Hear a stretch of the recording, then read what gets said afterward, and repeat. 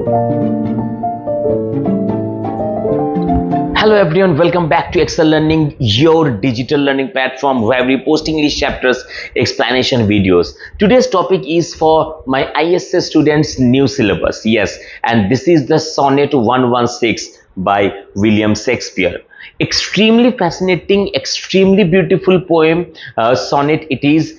So without wasting any more time, let's get into the chapter. But before starting, please take the book and take a pencil and highlighter if you have, so that you can mark down the keywords and you can sorry, and you can note down all the points that I am going to tell you, and I do believe that all the points will be extremely beneficial for you all. Okay, so please take the book and let's get into the chapter. So see, sonnet 116, let me not to the marriage of true minds, William Shakespeare. So ये शुरू करने से पहले कुछ information मैं आप लोगों को दे दूं. Like William Shakespeare has written total 154 sonnets in his entire life between 1593 to 1598, and these were published in the year of 1602.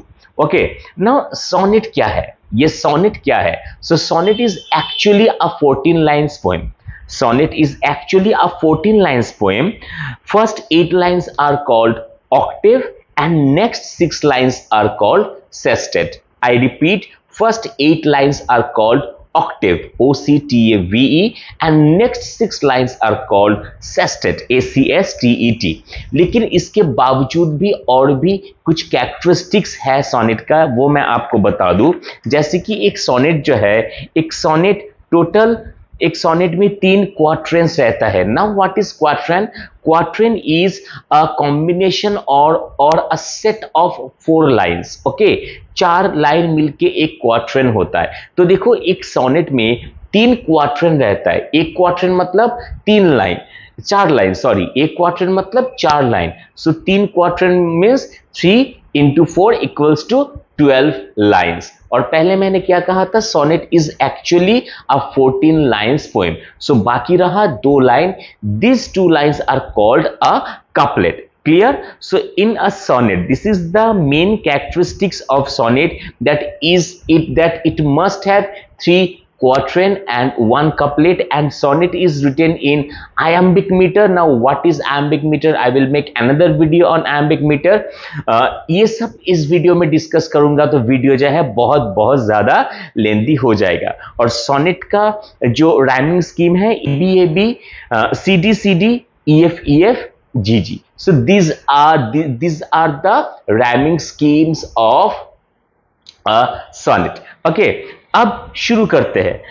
तो बहुत ही ध्यान से सुनना कि क्या बताया जा रहा है लव के बारे में इस सोनेट में. सो हम लोग इस सोनेट को ऐसा भी बोल सकते हैं कि this is a celebration of true love और डेपिक्शन ऑफ ट्रू लव, क्योंकि ये जो सोनेट है, इसमें पूरा डिस्क्राइब किया गया है कि आपका लव जो है वो लव कैसा होता है, ट्रू लव जो है, ट्रू लव कैसा होता है. सो धीरे धीरे हम लोग पढ़ेंगे, समझेंगे. ठीक है, देखो, let me not to the marriage of true minds. Marriage of true minds, it is a key phrase and it means union of two true lover.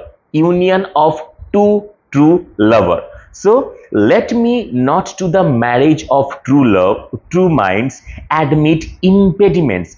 Admit means allow करना, impediments मतलब कोई hindrance या फिर obstacle. So ये यहाँ पे जो enjambment दिखाया गया है, तो यहाँ पे एक्चुअली विलियम शेक्सपियर ये बता रहा है कि let me not to the marriage of true minds admit impediments, यानी कि मैं ये नहीं मानूंगा कि अगर कहीं पे सच्चा प्यार हो, कहीं पे ट्रू लव अगर हो, तो वहां पे कोई भी ऑब्स्टकल या फिर हिंड्रेंस आ सकता है. यानी कि मैं कभी भी ये अलाउ नहीं करूंगा कि अगर कहीं पे सच्चा प्यार है, अगर two true lovers are there, then there cannot be any kind of obstacle or hindrance. अब ये जो लाइन देखो, let me, फर्स्ट लाइन से ये जो लाइन है, ये जो सेंटेंस है, ये शुरू हुआ है और ये सेंटेंस जाके खत्म हुआ है सेकेंड लाइन पे। सो यहाँ पे पोएटिक डिवाइस क्या यूज किया गया है?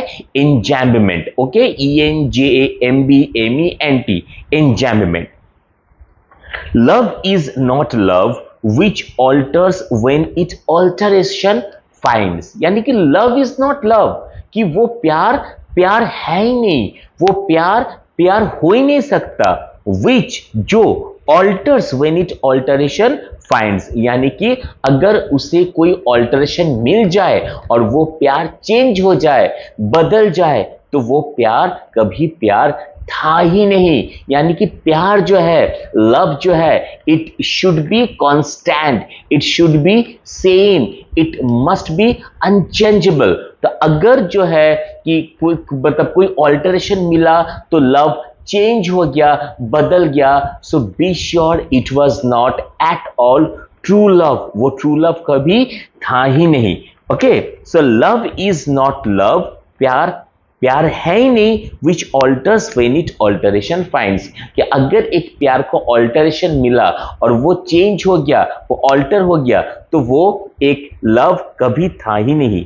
और बेंड्स, बेंड्स मतलब फिनिश, और अगर प्यार खत्म हो जाए, with the remover to remove, remover to remove मतलब इसका मतलब क्या है कि मान लो कि two souls are there and they love each other. Okay, उस दोनों में से अगर कोई एक अगर हट जाए, कोई एक अगर जुदा हो जाए, कोई एक अगर बिछड़ जाए, ओके, तो उस बिछड़ने के वजह से अगर और जो दूसरा जो इंसान है उसका प्यार भी अगर खत्म हो जाए, तो वो इसका मतलब भी सेम ही है कि वो कभी ट्रू लव था ही नहीं। यानी कि दो इंसानों में से अगर एक कोई हट भी जाए, कोई छोड़ के चला भी जाए, अगर उसके बावजूद भी अगर वो मतलब दूसरा जो है उसके मन में, उसके दिल में अगर फीलिंग्स जो है वो सेम है, तभी हम लोग बोल सकते हैं कि it was true love. Got my point? अगर वो चेंज हो जाए कि चलो यार उसने छोड़ दिया, उसको भूल जाओ यार, जस्ट बुलशिट, इसका मतलब it was not at all true love, it was a kind of infatuation we can say. तो थर्ड लाइन में ऑल्टर्स व्हेन इट ऑल्टरेशन, यहाँ पे रूट वर्ड जो है वो दो बार रिपीट किया गया है, so repetition. And in the fourth line once again remover to remove, once again the root word remove has been used twice, so it is also repetition. Okay, so what we get in the first quatrain or in line number 1 to 4, actually it shows the constancy of true love, कि true love जो है वो constant रहता है। या फिर हम लोग ये भी बोल सकते हैं क्योंकि देखो इस चार लाइन में हम लोग को ये बताया गया है कि ट्रू लव कैसा होना नहीं चाहिए, how a true love should not B. True love को कैसा होना नहीं चाहिए कि अगर कोई ऑल्टरेशन मिल जाए तो ट्रू लव कभी चेंज, ट्रू लव को चेंज नहीं होना चाहिए। अगर कोई रिमूव हो जाए तो उसके बावजूद भी ट्रू लव को चेंज नहीं होना चाहिए, या फिर दूसरा जो है उनके माइंड से, उनके दिल से ट्रू लव को है, ट्रू लव जो है उसे मिट जाना नहीं चाहिए। और फर्स्ट में ये भी हम लोगों को कहा गया कि मतलब जो पहला जो दो लाइन है एंजैम्बमेंट में कि अगर प्यार जो है अगर वो सच्चा है तो वहां पे कोई ऑब्स्टेकल नहीं रहना चाहिए। So in the first quadrant we got how a true love should not be, and we also get the constancy of true love. I hope the first quatrain is quite clear to you all. Now coming to the second one, देखो, oh no, it is an ever fixed mark that looks on the tempest and is never shaken. तो देखो oh no, इसे circle करो, ये बहुत ही important है। ये क्या सिग्निफाई कर रहा है? ये सिग्निफाई कर रहा है, अच्छा पहले लाइन का मतलब समझाऊं मैं आपको। Okay, so O no it is an ever fixed mark, ever fixed mark, this is also a key phrase. इसका मतलब है लाइट हाउस। लाइट हाउस आप लोगों ने देखे हो कि लाइट हाउस जो है वो एकदम हमेशा फिक्स्ड रहता है। So love should be fixed. Okay, love or true love should be fixed. that looks on tempest and is never shaken. So lighthouse जो है वो क्या होता है? Lighthouse always faces a lot of tempest. Lighthouse always faces a lot of storms, but then also a lighthouse never gets scared. Light house कभी भी डरता नहीं है. लाइट हाउस क्या होता है? सारा जो तूफान है, तूफान को झेलता है, उसके बावजूद भी लाइट हाउस जो है वो एकदम सीधा खड़ा रहता है, सीना तान के. सो ट्रू लव जो है, ट्रू लव को ऐसा होना चाहिए. और लाइट हाउस का काम क्या है? जो शिप जो है ओशन में, कि जो अमीस हो गया है, जो अपना रास्ता भटक गया है, उन सबको लाइट हाउस जो है राह दिखाता है, उन लोगों को गाइड करता है. So here love has been compared to a lighthouse. As a lighthouse stands quietly facing all the tempestuous changes in environment, and a lighthouse never gets scared. Rather, lighthouse always guides the ship that are amiss. Similarly, a true love is like a lighthouse. True love, love जो है अगर वो true है, अगर वो सच्चा प्यार है, तो वो कभी डरेगा नहीं. सच्चा प्यार सारा जो मुसीबतें है, सारा जो प्रतिकूल परिस्थिति है, सारे सिचुएशंस को फेस करेगा, और ट्रू लव जो है वो लवर्स को गाइड करेगा. क्लियर? तो ओ नो, इसका सिग्निफिकेंस क्या है? यहां पे आके ये पोएट ने ये रियलाइज किया है कि नहीं, पहले मैंने जो कहा वो सब एक ट्रू लव नहीं होना चाहिए, यानी कि ट्रू लव को चेंज नहीं होना चाहिए. अगर वो ऑल्टरेशन मिल गया, ट्रू लव को रिमूव नहीं होना चाहिए. अगर कोई एक चला गया, ट्रू लव अगर रहेगा तो उसमें कोई ऑब्स्टेकल नहीं आना चाहिए. अगर वो प्यार जो है वो सच्चा है, ट्रू लव को कैसा होना चाहिए? ट्रू लव को ऐसा होना चाहिए. सो फर्स्ट क्वाड्रेंट में एक्चुअली पोएट ने हम लोगों के सामने ये दिखाया है, या फिर ये स्थापित किया है कि सच्चा प्यार जो है उसे कैसा नहीं होना चाहिए. And where on the other hand in the second quadrant the poet has explained how a true love should be. And उस एक्सप्लेनेशन में पोएट ने सबसे पहले यही कहा that a true love must be like a lighthouse. A lighthouse stands alone, it faces a lot of natural calamity, but then also it never gets scared. Rather it guides all the ships that are amiss. Similarly, a true love should not be frightened, true love should not be scared, rather it guides the lovers. Clear? Again, it is the star, it is the star. देखो the star keyword है, यानी कि the star represents north star और pole star. So it is the star to every wandering bark. Bark means ship. Wandering bark ये भी एक की phrase है. वंडरिंग बार्क मतलब जो मैंने अभी आप लोगों को लाइन पढ़ने से पहले ही मैंने जो आप लोगों के सामने एक्सप्लेन कर दिया. वंडरिंग बार्क मतलब जो सब शिप जो है वो इधर उधर घूम रहा है, यानी कि अपना रास्ता जो है वो भटक गया है. Okay, it is the star to every wandering bark whose worth is unknown, although height be taken, it shows the depth of love, that a love cannot be seen, but the depth of love or the emotion can be felt. Okay, so north star क्या करता है कि मतलब जो ship का जो captain है उन लोगों को गाइड करता है. So similarly once again love has been compared with the pole star or the north star. As a north star guides the wandering bark, that means the amazed ships, similarly true love जो है वो क्या करता है? एक true love हमेशा lovers को guide करता है, उनको सही राह दिखाता है. Okay, so this is the second quadrant, and what we get in the second quadrant? Actually in second quadrant we get that true love inspires us and guides us in life. True love जो है वो हमेशा अपनी एक सच्चे दोस्त की तरह होता है. ट्रू लव जो है it never changes. True love जो है वो हमेशा इंस्पायर करता है कि तुम आगे बढ़ो जिंदगी में, तुम कुछ करो, तुम मेहनत करो, तुम करके दिखा सकते हो, वही है तुम्हारा ट्रू लव। ट्रू लव हमेशा वो नहीं हो सकता, मतलब I am talking this, I mean poem के बाहर, कि ट्रू लव ऐसा नहीं होता है कि ये नहीं बोलता है कि मुझे समय दो, तुम अपना काम काज छोड़ के मुझे हमेशा समय दो, नहीं। True love always inspires us to establish in life, true love always inspires us to work or to walk on the right path in our life. Okay, next, love is not times full. ये पूरा एक की phrase है। times full means love is not actually the slave of time. times full मतलब times slave, समय का slave. Okay, though rosy lips and cheeks, rosy lips and cheeks, it indicates, this phrase indicates that this particular poem is dedicated to a girl. Okay, तो क्या बताया जा रहा है यहाँ पे, love is not times full. Love जो है, ट्रू लव जो है, वो समय के कंट्रोल में नहीं रहता है। दो रोजी लिप्स एंड चिक्स, लेकिन रोजी लिप्स एंड चिक्स समय के कंट्रोल में रहता है। समझ में नहीं आया, राइट?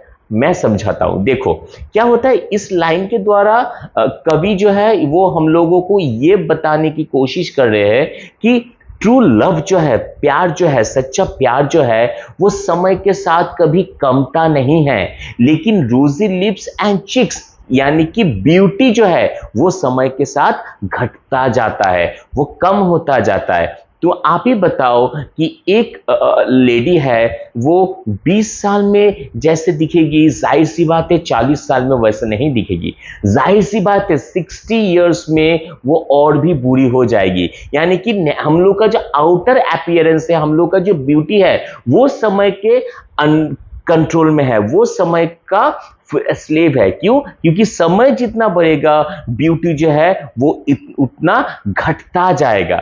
ब्यूटी आप लोग या फिर हम लोग जो है, इंसान जो है, ब्यूटी हम लोग जबरदस्ती ज्यादा दिन हम लोग होल्ड नहीं करके रख सकते हैं। It's not possible. आप कितना क्रीम यूज करोगे, आप कितना मेकअप करोगे, आप क्या करोगे, एक टाइम आएगा जब मतलब सौंदर्य जो है या फिर जो रूप है, समझ में आएगा कि आपका एज हो चुका है। तो ब्यूटी जो है वो क्या हो रहा है, वो समय के हाथ में है। समय जितना बढ़ता जाएगा ब्यूटी जो है वो उतना कमता जाएगा। लेकिन love is not actually under control of time.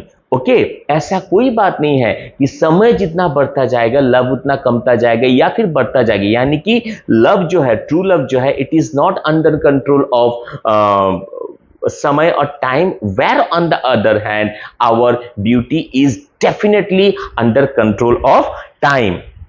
Within his bending sickles compass come, his means यहाँ पे टाइम को पर्सोनिफाई किया जा रहा है। अब bending sickle, compass means range. Okay, अब देखो टाइम को यहाँ पे एक्चुअली ग्रीम रीपर के साथ कंपेयर किया जा रहा है। Grim reaper that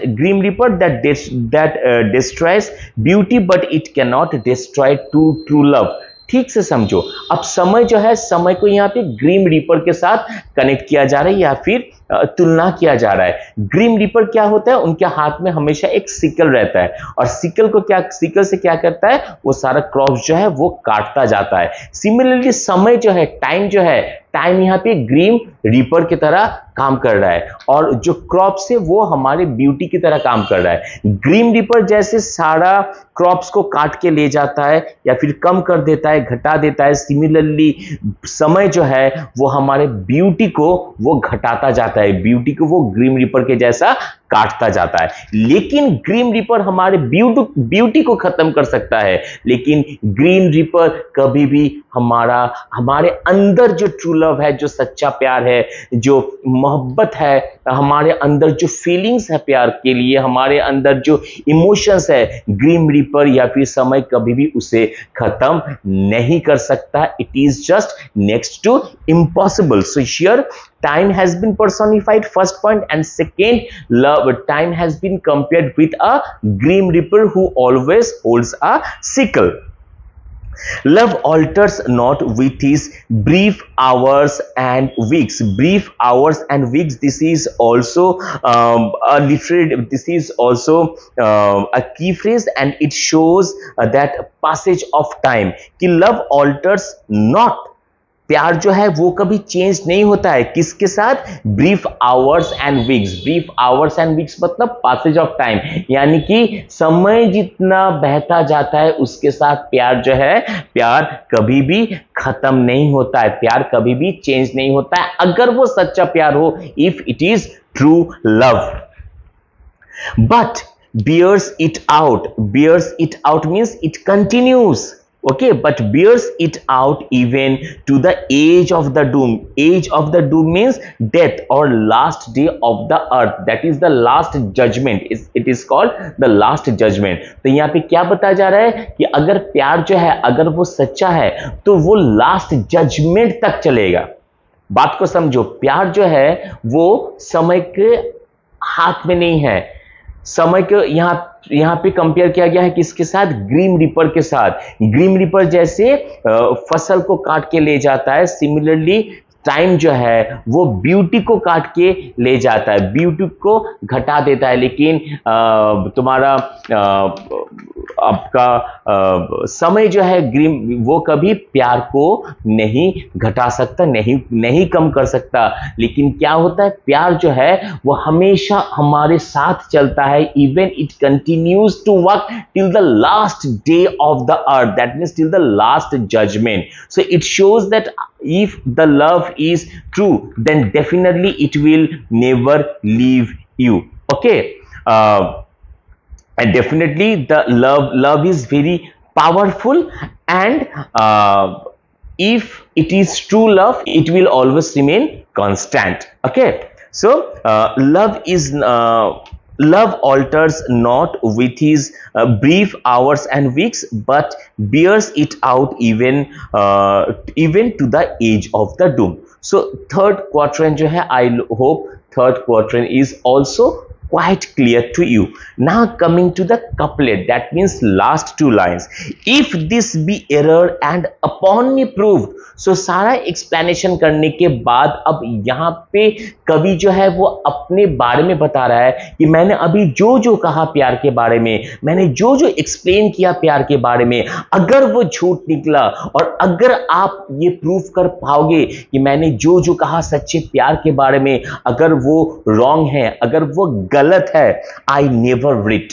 okay, nor no man ever love. सो मैं यही मान लूंगा कि मैंने कभी कुछ लिखा ही नहीं, या फिर मैंने जो लिखा है मैं सब कुछ खत्म कर दूंगा, सब कुछ डिस्ट्रॉय कर दूंगा, और ये भी कहूंगा कि कभी इस धरती में कभी किसी ने किसी के साथ सच्चा प्यार किया ही नहीं. So actually through the last couplet the poet actually throw an open challenge to the reader. He is quite confident about what he has described or about what he has said. He is quite confident. That is the reason loftily he is throwing the challenge that if anybody can prove that I have told wrong or whatever I have told about true love is wrong, then I would not have written anything. Even whatever I have written, I will definitely destroy. Okay, so this is the complete explanation of the poem. I hope it is quite clear to you. और literary device जितने यहाँ पे है मैंने वो भी आप लोगों को बता दिया. अब यहाँ पे मैं एक बात बता दूं कि सेकेंड जो क्वार्टरन है वहां पे बहुत सारा नॉटिकल इमेजरी यूज किया गया है. नॉटिकल NAUTICAL, क्योंकि देखो शिप रिलेटेड बहुत सारा वर्ड्स, शिप रिलेटेड बहुत सारे एक्सप्लेनेशन वहां पे यूज किया गया है. So these are called nautical imagery. Okay, and यही बात है. और definitely it is a celebration of love और depiction of true love. I hope explanation जो है आप लोगों को समझ में आया, पूरा क्लियर है. फिर भी अगर कोई क्वेश्चन हो, कुछ भी जानना हो, तो आप लोग कमेंट बॉक्स पे लिख सकते हो, कोई प्रॉब्लम नहीं. I will try to answer you as soon as possible. Please like the video and Subscribe the channel and press the bell icon so that you never miss a single update. और एक बात मैं आप लोगों को बताऊं, please अपने दोस्तों के साथ ये चैनल शेयर भी कर दो ताकि उन लोगों को भी कुछ अच्छा एक्सप्लेनेशन मिले। मिलते हैं नेक्स्ट वीडियो में with a new chapter. Till then tata bye bye, see you and Jai Hind.